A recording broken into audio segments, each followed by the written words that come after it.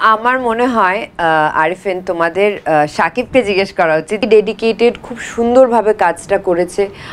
আসন্ন পবিত্র ঈদ উল ফিতরে আসতে চলেছে শাকিব খানের নতুন সিনেমা, আর সেই সিনেমা নিয়ে আলোচনা সমালোচনার শেষ নেই। শোনা যাচ্ছে শাকিব খানকে প্রথমবারের মতো মেজর চরিত্রে অভিনয় করতে দেখা যাবে এই সিনেমার মধ্যে, এবং গোপন সূত্রে আরো জানা গেছে এই সিনেমার মধ্যে প্রথমবারের মতো শাকিব খানের সাথে জুটি বাঁধতে যাচ্ছে ওপার বাংলার জনপ্রিয় অভিনেত্রী মধুমিতা সরকার। হ্যাঁ, বিস্তারিত জানতে সম্পূর্ণ ভিডিওটি দেখতে থাকুন। কিন্তু হঠাৎ করে শুরু হয়ে গেছে এই সিনেমা নিয়ে তুমুল বিতর্ক।